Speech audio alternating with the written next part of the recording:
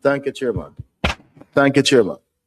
So let's focus on the 51 contracts valuing $521 million, for which, based on the disclaimer provided by the ministry, that they have not conducted an audit to determine the authenticity. That is very interesting. Of the documents that for the 22 contracts that were submitted. Chairman, earlier, the CEO that 28 contract documents were submitted. No, were submitted, and the 29 found 28 submitted. But there's one saying that is incomplete document submitted. What does that mean? Does that mean that you did not submit that one that was incomplete, or you submitted all 29 to the Auditor General? No, we presented 28 Okay. for them to review. And as they said, they have not really done a full thing to give a report, but there was one that was found subsequent to them coming and reviewing those. And that is the one. So it's not an incomplete, it is that the file was found after they had finished looking at the 28 when they came. Oh, so you're saying that in looking at the response here, saying incomplete documentation submitted, you're not saying that the documentation for the 20 that is the additional one that was found after was incomplete. You're saying that you did not complete the submission? It did not submit. Oh, for them to review. Okay, so you have a complete file there. We have a file. Okay. We have a file. All right, so and we actually asked our internal audit department to just review it to see, what is there. But in terms of a full audit work, I don't believe they have done anything fully. And also the Auditor General, I don't know. She has said that she has not done a full audit of it, so she's unable to. These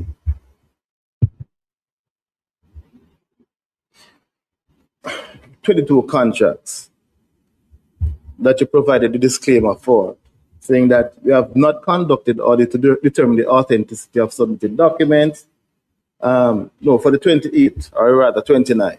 Did you ask your internal audit department to authenticate documents before you send them over to the Auditor General? Would that be a reasonable procedure to follow before you send them to the AG? We did ask him to look at it, and he's here, so he could tell you what work exactly he did with respect to those 28. Okay. Yeah, we'd love to hear. Yes, sir. Mr. Internal Auditor.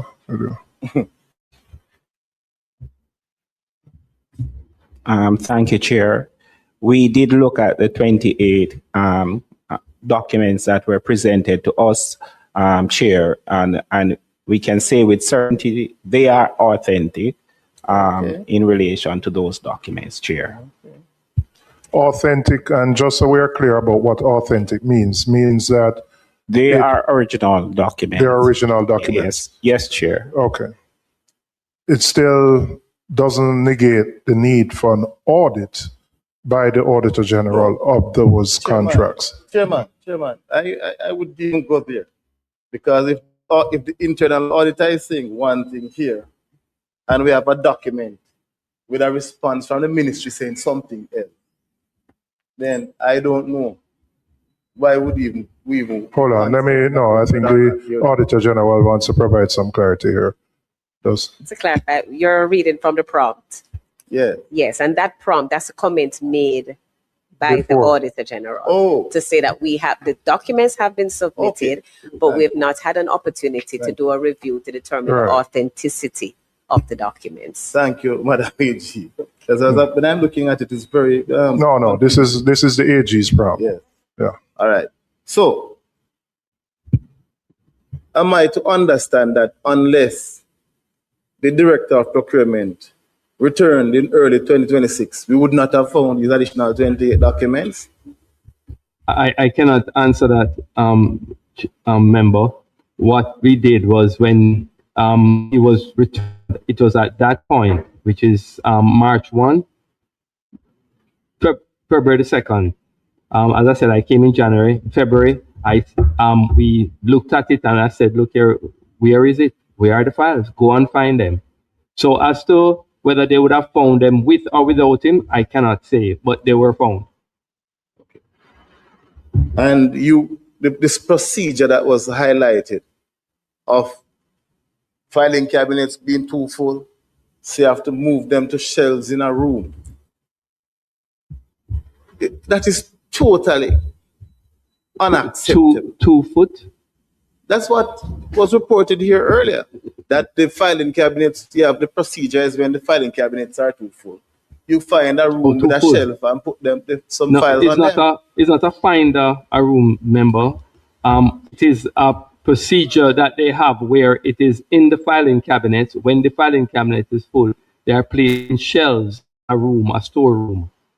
And just to let you know that the problem with the flooding, we have fixed the roof and we have done some work to prevent the rush of water that was coming to the building. We have mitigated that. So we don't expect to have those Since you have problems. been CEO, that has been done? Or before you came to the office of CEO? It was since. It was done prior to the CEO. Some of them. What was the date? What was the date of that repair of the documents of the building to prevent the flooding? No, sorry. It was during Mr. Osin, because I remember I could not go in there because of flooding. So You couldn't access it? I could not go into even my former office because is it because of you were in another position? Yes. So what had happened? The roof was leaking. So it was leaking in the filing area. It was also leaking in where my office was. So they had repaired it so I could go back in the office. So you needed water boots and a raincoat. Rain was falling in there. Rain was falling inside. So we repaired it this year. There are videos of it. So the files were in your office at the time when Some the rain fell? files were in my office at the time. That's why we can't find the additional 28. Some files were in my office. They were used in my office as a store. To store the files. So it means the file them wet up then, and them just need to dry out. I don't know, sir. Well, that's the point I'm asking. So if rain was falling inside the building, the file them should have did it. Them just wet and need to dry. So is a 2 foot rod take them out of the building? So these 28 files you found, where did you find them exactly? They were 29 now, but where did you find it first and then the 20? Some were found in filing cabinets. And some were found in the area where they archives files. So that's why they run out, because they were in filing cabinets. So the others you were saying were wet, that's why you can't find them. I can't speak to that. Sir. I see. Chairman, I think Okay. I yield, because we have to get back to this issue again. Mr. Chair, we did fix the roof, as I said, this year. We won't have that again, but then we should be on the Go Gem portal, so you upload them electronically. As of March 1, everything. Before that, more than those above million for a few months. But as of March 1, we have made it very clear, and we are holding persons accountable if they don't. And as I said, it is 100%. It is not anything like below 1.5 that is not on. Everything, the mandate is everything. And the problems that are flooding should not reoccur, because we have done things to mitigate that by the roof and by putting in proper guttering to channel water in another area. Thank you, Chair. I am a little bit baffled because I just want to kind of go back to the board members, I guess, because I hear esteemed names being called and esteemed positions. How can you clarify how the board's was selected, and were the board aware, of most of the things that we're hearing, or all the things that we're hearing? I can't say that they were or they weren't. What I do know is that they ought to have monthly board meetings as a part of good governance.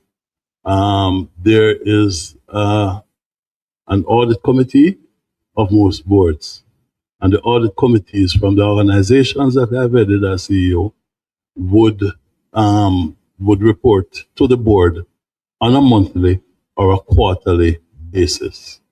So if that was being done at the University Hospital of the West Indies, then obviously if the audit reports, because I've spoken to the auditor, the audit manager there, I've had many discussions with him. I've seen his reports. I've sent them to me, and if these were reported to the board, then the board ought to have been consulted.